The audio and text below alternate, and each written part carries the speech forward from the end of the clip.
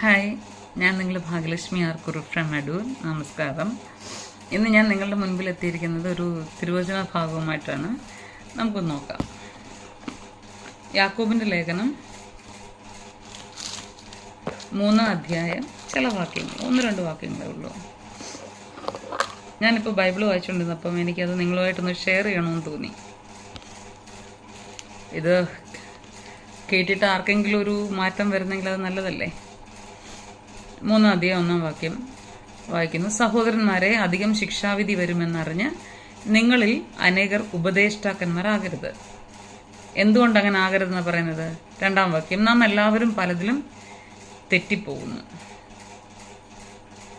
അതിൻ്റെ കണ്ടിന്യൂഷൻ, ഒരുത്തൻ വാക്കിൽ തെറ്റാതിരുന്നാൽ അവൻ ശരീരത്തെ മുഴുവനും കടിഞ്ഞാണിട്ട് നടത്തുവാൻ ശക്തനായി സൽഗുണപൂർത്തിയുള്ള പുരുഷനാകുന്നു. അത് കഴിഞ്ഞിട്ട് 5-ാം വാക്യം, അങ്ങനെ തന്നെ നാവും ചെറിയ അവയവം എങ്കിലും വളരെ വമ്പ് പറയുന്നു. കുറഞ്ഞ തീ എത്ര വലിയ കാട് കത്തിക്കുന്നു, നാവും ഒരു തീ തന്നെ. അത് നമ്മുടെ അംഗങ്ങളുടെ കൂട്ടത്തിൽ അനീതി ലോകമായി ദേഹത്തെ മുഴുവൻ മലിനമാക്കി ജീവചക്രത്തിന് തീ കൊളുത്തുകയും നരകത്താൽ അതിന് തീ പിടിക്കുകയും ചെയ്യുന്നു. നെക്സ്റ്റ് 7-ാം വാക്യം, മൃഗം, പക്ഷി, ഇഴജാതി, ജലജന്തു ഈ വകയെല്ലാം മനുഷ്യജാതിയോട് മെരുങ്ങിയുമിരിക്കുന്നു. എന്നാൽ താഴെ പറയാണ് 8-ാം വാക്യം, നാവിനെയോ മനുഷ്യർക്കാർക്കും മെരുക്കാവതല്ല. അതാണ് സോഷ്യൽ മീഡിയക്കാർ കൂടുതൽ ശ്രദ്ധിക്കേണ്ട ഒരു കാര്യം. നാവിനെയോ മനുഷ്യർക്കാർക്കും മെരുക്കാവുന്നതല്ല, അത് അടങ്ങാത്ത ദോഷം, മരണകരമായ വിഷം നിറഞ്ഞത്. അപ്പോൾ ഈ ഇങ്ങനെയുള്ള വിഷം നിറഞ്ഞ നാക്ക് ആണ് നമുക്കുള്ളത് ഓരോരുത്തർക്കും. അതിനാൽ നാം കർത്താവും പിതാവുമായവനെ സ്തുതിക്കുന്നു. നമ്മൾ ദൈവത്തെ ആ നാക്കുകൊണ്ടാണ് നമ്മൾ സ്തുതിക്കുന്നത്. ദൈവത്തിൻ്റെ സാദൃശ്യത്തിൽ ഉണ്ടാക്കിയ മനുഷ്യനെ അതിനാൽ ശപിക്കുന്നു. അപ്പോൾ ഒരു ഉറവയിൽ നിന്ന് ഉറവിൻ്റെ ഒരേ ദ്വാരത്തിൽ നിന്ന് മധുരവും കയ്പുമുള്ള വെള്ളം പുറപ്പെട്ടു വരുന്നു. ഒരു നാവിൽ നിന്ന്, ഒരു വായിൽ നിന്ന് നല്ലതും ചീത്തയുമായിട്ടുള്ള കാര്യങ്ങൾ വരുമോ? ഒരിക്കലുമില്ല. പിന്നെ അടുത്തത് 13-14 വാക്യങ്ങൾ താഴോട്ട് വായിക്കും. നിങ്ങളിൽ ജ്ഞാനിയും വിവേകിയുമായവൻ ആർ? അവൻ ജ്ഞാനലക്ഷണമായ സൗമ്യതയോടെ നല്ല നടപ്പിൽ തൻ്റെ പ്രവൃത്തികളെ കാണിക്കട്ടെ. എന്നാൽ നിങ്ങൾക്ക് ഹൃദയത്തിൽ കയ്പുള്ള ഈർഷ്യയും ശാഠ്യവും ഉണ്ടെങ്കിൽ സത്യത്തിന് വിരോധമായി പ്രശംസിക്കുകയും ഭോഷ്ക് പറയുകയും അരുത്. ഇത് ഉയരത്തിൽ നിന്ന് വരുന്ന ജ്ഞാനമല്ല. ഈ ഈർഷ്യയും ശാഠ്യവും ഉള്ളിൽ വെച്ചിട്ട് സത്യത്തിന് വിരോധമായി സംസാരിക്കുന്നത്, ഭോഷ്ക് പറയുന്നത്, അത് ഉയരത്തിൽ നിന്ന്, ദൈവത്തിൽ നിന്ന് വരുന്ന ജ്ഞാനം അല്ല എന്നാണ് പറയുന്നത്. പിന്നെന്താണത്? ഭൗമികവും പ്രാകൃതവും പൈശാചികവും ആയതത്രേ. ഈർഷ്യയും ശാഠ്യവും ഉള്ളയിടത്ത് കലക്കവും സകല ദുഷ്പ്രവൃത്തിയും ഉണ്ട്. പിന്നെ ഇതിന് 18 വാക്യങ്ങളേ ഉള്ളൂ ഈ 3-ാം അധ്യായത്തിൽ. അപ്പോൾ ഉയരത്തിൽ നിന്നുള്ള ജ്ഞാനം എന്താണെന്ന് ഇവിടെ പറയുന്നുണ്ട്. ഉയരത്തിൽ നിന്നുള്ള ജ്ഞാനമോ ഒന്നാമത് നിർമ്മലമാണ്, പിന്നെ സമാധാനമുണ്ട്, ശാന്തതയുണ്ട്, അനുസരണമുണ്ട്, കരുണയും സൽഫലവും നിറഞ്ഞതാണ്, പക്ഷപാതവും കപടവും ഇല്ലാത്തതാണ്. പിന്നെ നമുക്ക് എങ്ങനെ നീതി കൊയ്യാം? എന്നാൽ സമാധാനം ഉണ്ടാക്കുന്നവർ സമാധാനത്തിൽ വിതച്ച് നീതി എന്ന ഫലം കൊയ്യും. ഞാനിത് വായിച്ചു പറഞ്ഞത്, എനിക്ക് പല രീതിയിലുള്ള വിഷമങ്ങൾ ഉണ്ടായതുകൊണ്ടാണ് ഓരോരുത്തരുടെ പോസ്റ്റുകൾ കാണുമ്പോഴും ഓരോരുത്തരുടെ കോമൻസ് കാണുമ്പോഴും എല്ലാം നമുക്ക് ഉണ്ടാകുന്നൊരു വിഷമം. എൻ്റെ ജീവിതത്തിൽ എനിക്ക് കുറേ ക്രൈസിസ് ഉണ്ടായപ്പം എന്നെ ആൾക്കാർ പറയാത്തതൊന്നുമില്ല. നമ്മൾ ചിന്തിക്കാത്തതും കേൾക്കാത്തതും നമ്മൾ ചെയ്യാത്തതുമായ കാര്യങ്ങളാണ് 99% പറഞ്ഞത്. എന്നെ സോഷ്യൽ മീഡിയയിൽ എനിക്ക് അറിയാവുന്നൊരു ഫേക്ക് IDs വന്നു. മറ്റുള്ളവർ ഇതൊന്നും അറിയാതെയും കേൾക്കാതെയും എന്നെ ഭ്രാന്തിന്ന് വിളിച്ചു. പിന്നെ പറഞ്ഞതും കേട്ടതൊക്കെ നിങ്ങൾ പലർക്കും അറിയാവുന്ന കാര്യങ്ങളാണ്. ഓക്കെ, അതെന്തെങ്കിലും ആയിക്കോട്ടെ. വളരെയധികം വിഷമങ്ങൾ സഹിക്കാൻ പറ്റാത്തൊരു രീതി വന്നപ്പോഴാണ് എനിക്ക് ഹാർട്ട് അറ്റാക്ക് വന്നത്. ഞാൻ ഭയങ്കര വിൽ പവർ ഉള്ള ഒരാളാണ്. ഇത്രയും വർഷങ്ങൾ ഞാൻ പലതും സഹിച്ചു, എല്ലാം സഹിച്ച്, ദൈവനാമത്തിൽ എല്ലാം സഹിച്ച് ഞാൻ നിൽക്കുകയായിരുന്നു. ഒടുവിൽ എന്നെ ഒരു കാര്യവുമില്ലാതെ, കാരണവുമില്ലാതെ മെൻ്റൽ ഹോസ്പിറ്റലിൽ പിടിച്ചുകൊണ്ടിട്ടു തുവേര്. അവിടെ മുതലാണ് ഞാൻ താഴേക്ക് വരുന്നത്. മാനസികമായിട്ട് എനിക്ക് ഭയമുണ്ടായി. ഇനി ലോകത്തിലേക്ക് കടന്നു വരാൻ പറ്റില്ല. ആ ആശുപത്രിയുടെ 4 ചുവരുകൾക്കുള്ളിൽ ഞാൻ ഒടുങ്ങിപ്പോകുമോ എന്നുള്ള ചിന്ത എന്നെ വല്ലാതെ ഭരിച്ചു. അതിൻ്റെ ഇടയ്ക്ക് ഹാർട്ടിന് പെരിക്കാർഡിയറ്റ്സ് ഫ്ലൂയിഡ് ഉണ്ടായി, നിറഞ്ഞു. ടാബ്ലറ്റ് കുറേ നാൾ ട്രീറ്റ്മെൻറ്റ് ഇല്ലാതിരുന്നു. പിന്നെ തൈറോയിഡ് ഹോർമോണിൻ്റെ ടാബ്ലറ്റ് കഴിക്കാതിരുന്നത് കൊണ്ട് അങ്ങനെയൊക്കെ ഒത്തിരി വിഷയം വന്നു. പിന്നെ എന്നാലും എനിക്കറിയാം ദൈവത്തിന് എന്നെക്കുറിച്ചൊരു ഉദ്ദേശം ഉള്ളിടത്തോളം കാലം എന്നെ ആർക്കും പൂട്ടിയിടാൻ പറ്റില്ല. ദ്രോഹിക്കാം, സങ്കടപ്പെടുത്താം, മരണകരമായ പല കാര്യങ്ങളും എന്നോട് ചെയ്യാം. പക്ഷേ അതിൽ ദൈവത്തിൻ്റെ ഒരു കയ്യൊപ്പും കൂടെ വേണം, അത് അവരുടെ ആഗ്രഹങ്ങൾ സാധിച്ചു കിട്ടണമെങ്കിൽ. പിന്നെ ഞാൻ ബലപ്പെടുകയാണ് ഉണ്ടായത്. എന്നാലും ഞാൻ ഈ മനുഷ്യർക്ക് ഇത്രയും നെറികെട്ട മനുഷ്യരാണല്ലോ. കാരണം എന്നെക്കുറിച്ചുള്ള സത്യം അവർക്കെല്ലാം അറിയുന്ന കാര്യങ്ങളാണ്. അറിഞ്ഞു വെച്ചിട്ടാണ്, അത് മറച്ചു വെച്ചുകൊണ്ടാണ് എന്നെ ഇത്രയും ദ്രോഹിച്ചത്. ഇതൊന്നും ഞാനിപ്പോൾ പറയാൻ ആഗ്രഹിച്ചതല്ല, എന്നാൽ ഈ വചനത്തോടനുബന്ധിച്ച് ഞാൻ പറഞ്ഞതാണ്. അത് കഴിഞ്ഞ് ഞാൻ ഓഫീസിൽ, കാരണം ഓഫീസിലിരിക്കുമ്പോഴാണ് ഇവരെന്നെ പിടിച്ചുകൊണ്ട് പോകുന്നത് പോലീസിൻ്റെ സഹായത്താൽ. എല്ലാവരുടെയും മുമ്പിൽ ഒരു കള്ളിയെപ്പോലെ. കാരണം പലർക്കും അറിയില്ല എന്തിനാണ് കൊണ്ടുപോകുന്നത്, എവിടേക്കാണ് കൊണ്ടുപോകുന്നതെന്നും അവർക്ക് അറിയില്ല. എൻ്റെ പേര് CI ഉറക്കെ നിലവിളിക്കും പോലെ വിളിച്ച് അവരുടെ എല്ലാ ആൾക്കാരും കൂടെ ചാടി വന്ന് അലർട്ടായിട്ടാണ് എന്നെ കൊണ്ടുപോയത്. ഞാനവിടെ വെറുതെ ഇരിക്കുകയായിരുന്നു. എന്നാൽ ഈ CIക്ക് എന്നെ പരിചയമുണ്ട്. എന്നെ ഫോൺ ചെയ്ത് വിളിച്ച് ഞാൻ അങ്ങോട്ട് സ്റ്റേഷനിലോട്ട് ചെല്ലുന്നൊരു വ്യക്തിയാണ്, ചെന്നിട്ടുള്ളതാണ് പല കാര്യങ്ങൾക്കും. അവിടുത്തെ പോലീസ് സ്റ്റേഷനിൽ പല വർക്കുകളും ഞാൻ ചെയ്ത് കൊടുത്തിട്ടുള്ളതാണ് നേരത്തെ. അപ്പം അങ്ങനെയൊക്കെയുള്ള കാര്യം, നല്ല പരിചയമുള്ളൊരു വ്യക്തി ഇങ്ങനെയൊക്കെ എന്നോട് ചെയ്തത് എനിക്ക് മാനസികമായിട്ടൊരു ഭയങ്കരമായിട്ടൊരു വിഷമം വന്നു. കാരണം ആ വ്യക്തി സ്ത്രീകൾക്ക് നന്മ ചെയ്യുമെന്നാണ് ഞാൻ കേട്ടിട്ടുള്ളത്, പക്ഷെ എനിക്ക് തിന്മയാണ് ചെയ്തത്. അങ്ങനെ വന്നു. പിന്നെ അതുപോലെ എന്നെ കൊണ്ട് പോകാൻ പരാതി കൊടുത്തവരും, അപ്പം അവരൊക്കെ ഇത്രയും നികൃഷ്ടരായിട്ടുള്ള ആൾക്കാരാണല്ലോ എന്ന് ഓർത്തപ്പോൾ, അവരൊക്കെ എന്തിനാണ് ഞാൻ നേരത്തെ സ്നേഹിച്ചത്, സഹായിച്ചത് എന്നൊക്കെ ഓർത്തപ്പോൾ എനിക്ക് മാനസികമായിട്ട് വിഷമം വന്നു. നിങ്ങൾക്കറിയാവുന്ന വീട്ടിൽ തന്നെ വിവാഹം കഴിക്കാൻ വന്ന ആളിനെയും അവർ ഓടിച്ചു വിട്ടു. എനിക്ക് നേരത്തെ മുതലേ മെൻ്റലാണെന്ന് പറഞ്ഞു.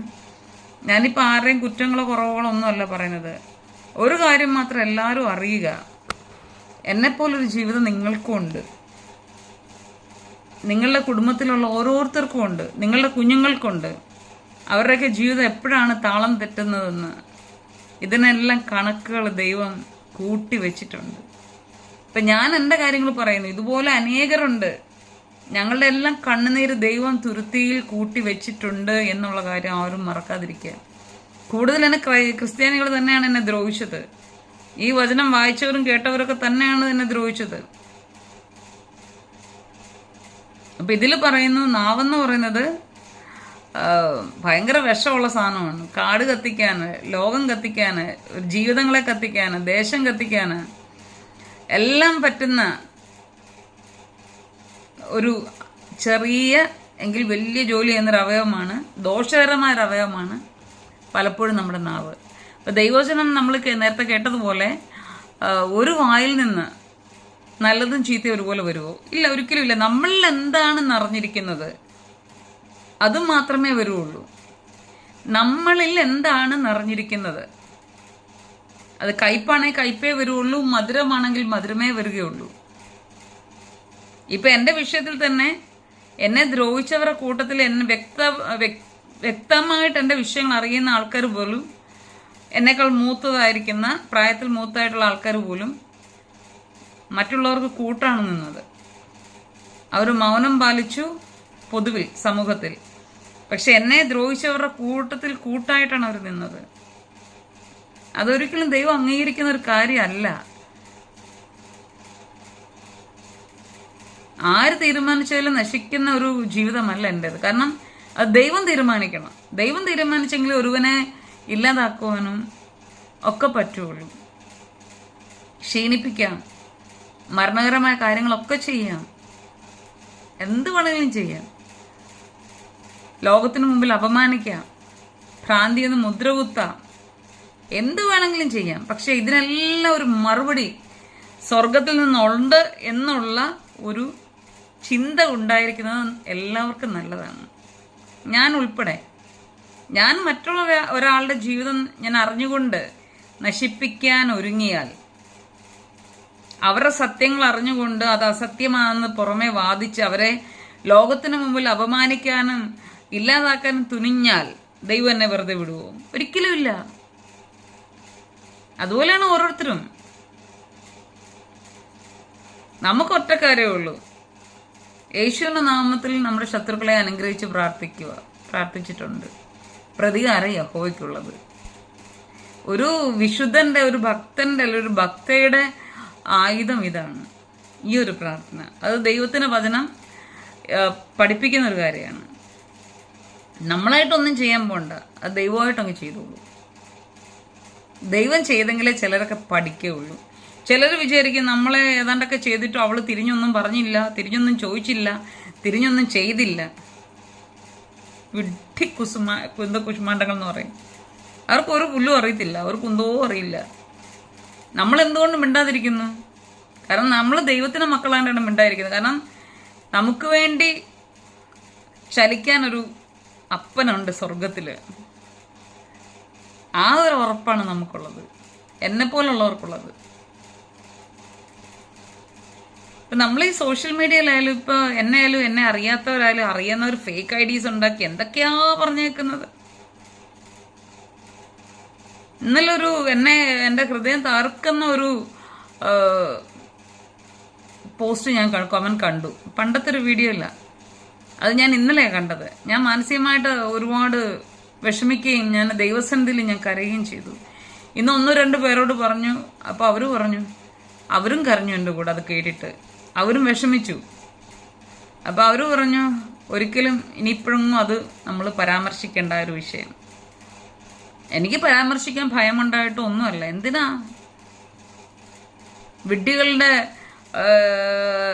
വിഡ്ഢികൾ അലച്ചോണ്ട് പോകുന്നതാണ്. ഇപ്പം പറയാം, ആന നടന്നു പോവും, പട്ടികൾ കുരയ്ക്കും.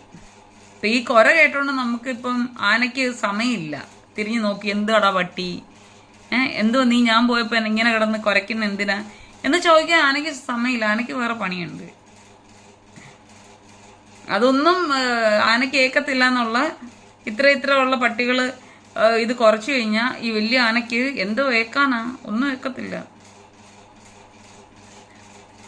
കാരണം ജീവിതത്തിന്റെ പരുഷമായ വഴികൾ കൂടി കടന്നു വന്ന ഒരാൾക്ക് അതിൻ്റെതായ തൊലിക്കെട്ടിയുണ്ട്, മനക്കെട്ടിയുണ്ട്. അതെല്ലാം ഒന്ന് മനസ്സിലാക്കിയാൽ കൊള്ളാം. അപ്പൊ ഇതൊന്നും നമ്മുടെ ശരീരത്തെ ഏക്കത്തില്ല.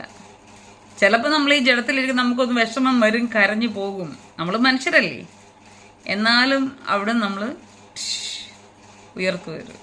അതാണ് ദൈവത്തിന്റെ മക്കളുടെ പ്രത്യേകത എന്ന് പറയുന്നത്. അപ്പൊ ഇതിനകത്ത് യാക്കോബിന്റെ ലേഖനം 3:1 പറയുന്നുണ്ട്, എല്ലാവരും ഉപദേഷ്ടാക്കന്മാരാകാൻ ശ്രമിക്കരുത്. കാരണം അതിന്റെ താഴത്തെ വചനം പറയുന്നുണ്ട്, ഒരു മനുഷ്യൻ പോലും തെറ്റ് ചെയ്യാത്തവരായിട്ടില്ല. ഈ തെറ്റ് ചെയ്യാതെ, ജീവിതത്തിൽ തെറ്റ് വരാതെ സൽഗുണപൂർത്തിയുള്ള പൂർണ്ണനായ ഒരു മനുഷ്യനില്ല. അങ്ങനെ ഒരു മനുഷ്യൻ ഉണ്ടായിരുന്നുവെങ്കിൽ അത് ജീസസ് ക്രൈസ്റ്റ്, യേശു ക്രിസ്തു മാത്രമാണ്. കാരണം ദൈവത്തിന്റെ പുത്രനാണ് യേശു കർത്താവ്. അപ്പോൾ യേശു കർത്താവ് ഈ ഭൂമിയിൽ ജീവിച്ചിരുന്നപ്പോൾ യേശു കർത്താവ് പൂർണ്ണമായും മനുഷ്യനും പൂർണ്ണമായും ദൈവമായിട്ട് തന്നെയാണ് ജീവിച്ചിരുന്നത്. അതുകൊണ്ട് ദൈവത്തിന് പാപം ചെയ്യാൻ കഴിയില്ല, പിശാചിന് പാപം ചെയ്യാതിരിക്കാനും കഴിയില്ല. അതാണ് നമ്മൾ ഈ ചില പോസ്റ്റ് ഇടുമ്പോഴും മറ്റുള്ളവരുടെ പോസ്റ്റും ജീവിതമൊക്കെ ഇട്ട് ഇതൊക്കെ ഓരോ കമന്റ്സ് ഒക്കെ വായിക്കുമ്പോൾ നമുക്ക് മനസ്സിലാകുന്നത്, ചിലർക്ക് പാപം ചെയ്യാതിരിക്കാൻ പറ്റില്ല.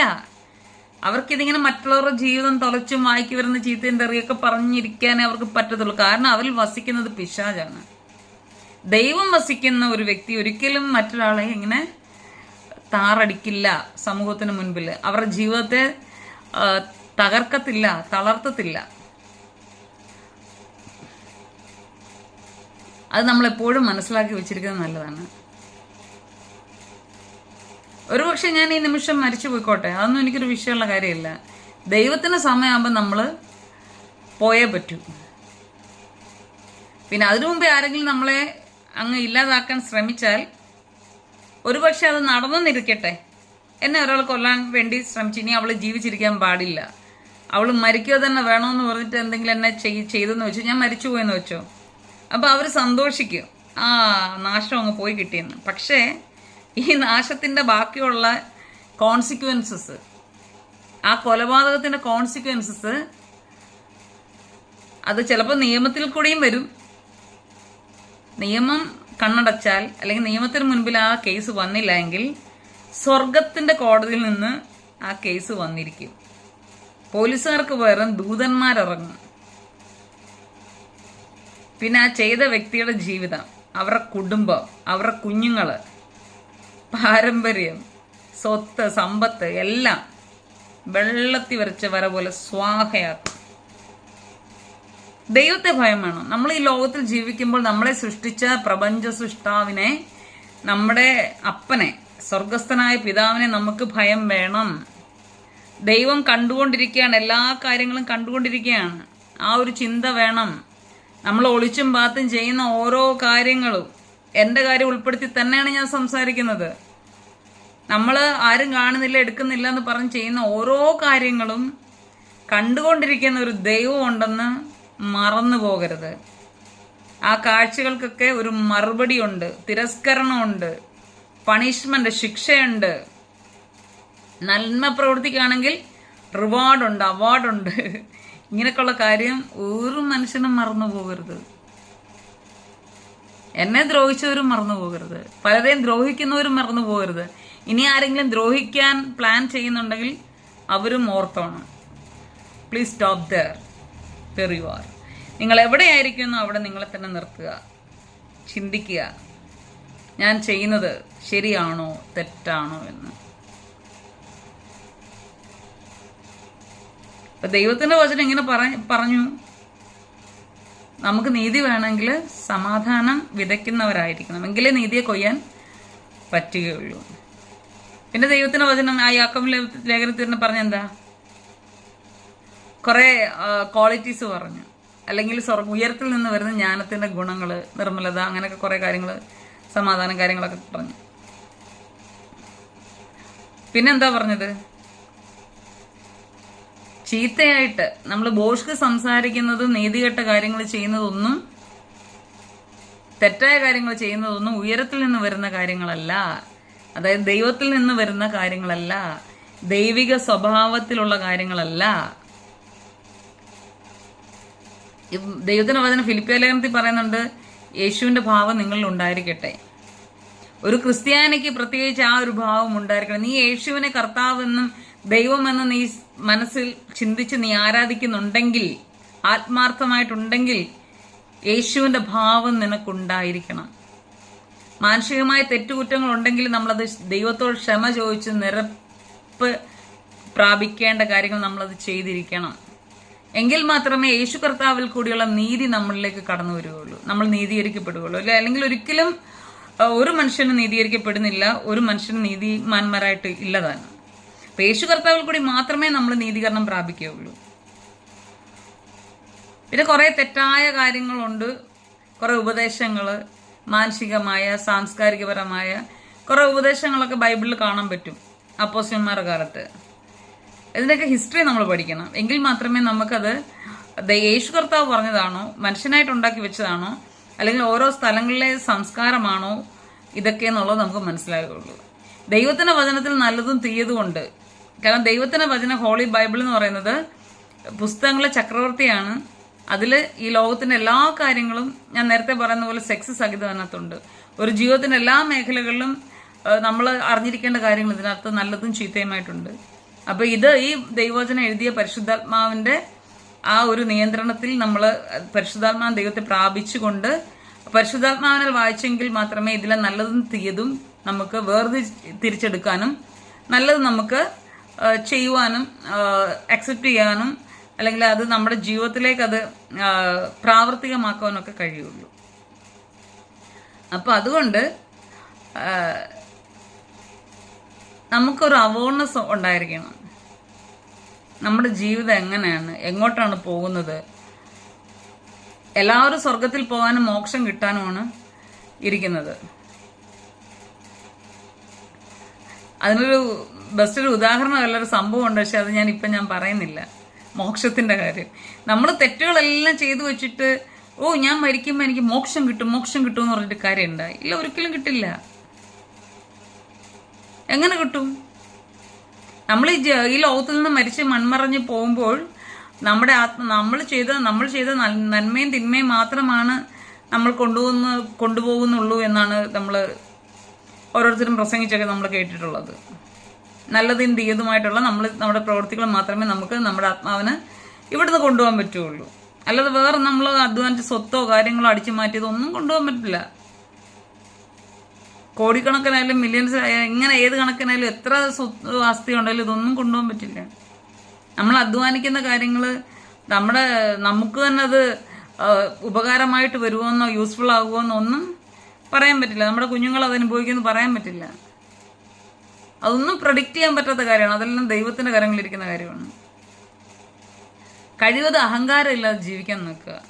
ഈ അഹങ്കാരം അഹംഭാവം വരുമ്പോഴാണ് ഈ അരുതാത്ത വാക്കുകൾ നമ്മൾ സംസാരിക്കുന്നത്, ഭോഷ്ക്ക് സംസാരിക്കുന്നത്, കള്ളം പറയുന്നത്, മറ്റുള്ളവരെ നമ്മുടെ സംസാരം കൊണ്ട് അവരെ ഇടിച്ചു താഴ്ത്തുന്നത്, ആത്മഹത്യയിലേക്ക് മരണത്തിലേക്കൊക്കെ കൊണ്ടുപോകുന്നത്, ഇല്ലായ്മ ചെയ്യുന്നത്.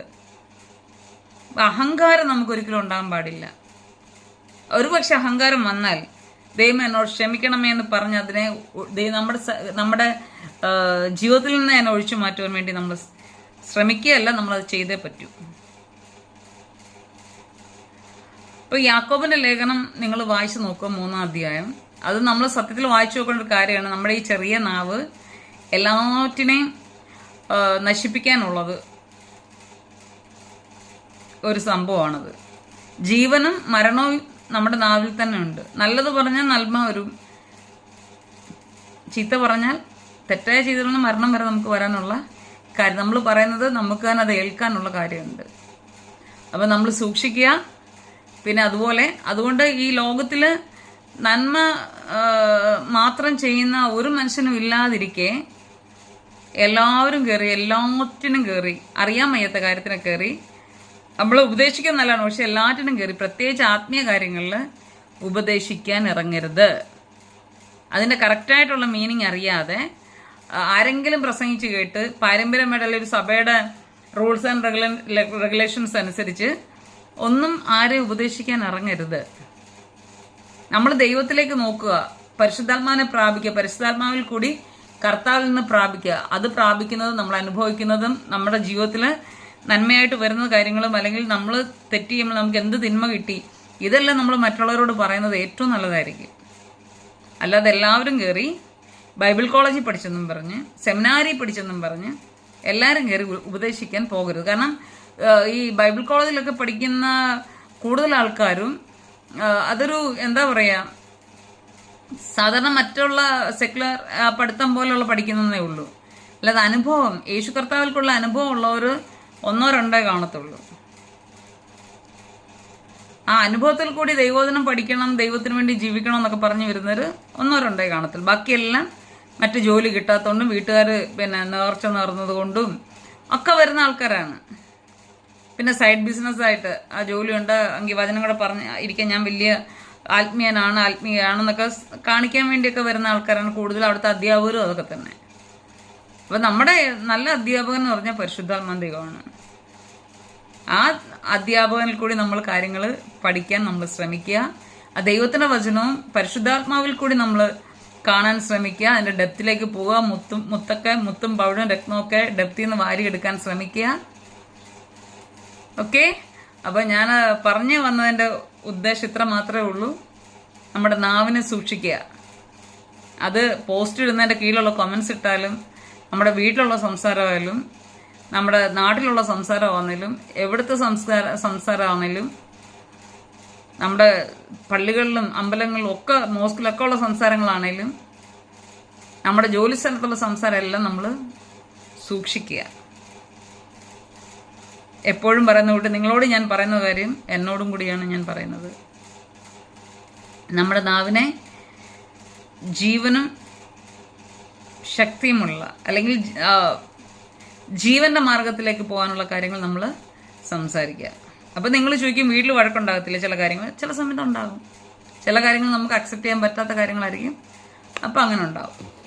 ഓക്കെ, അപ്പോൾ നമുക്ക് നമ്മുടെ നാവിനെ സൂക്ഷിക്കാം, നല്ല രീതിയിൽ നമുക്ക് ജീവിക്കാം. യേശു കർത്താവ് നമ്മളെല്ലാവരെയും അനുഗ്രഹിക്കട്ടെ, ദൈവം അനുഗ്രഹിക്കട്ടെ. യേശു കർത്താവിന് ജാതിയും മതമൊന്നുമില്ല, എല്ലാ മനുഷ്യരും കർത്താവിൻ്റെ മക്കളാണ്. യേശു കർത്താവിൻ്റെ അർത്ഥം തന്നെ സ്നേഹം എന്നാണ്. ആ സ്നേഹം നിങ്ങളെല്ലാവരും എന്നിലും നിറയട്ടെ. നല്ലൊരു ജീവിതം നമുക്ക് എല്ലാവർക്കും ലഭിക്കട്ടെ. നമ്മുടെ നാവിനെ നമുക്ക് സൂക്ഷിക്കാം. നമുക്കും എന്താ പറയുക, സമാധാനം വിതച്ച്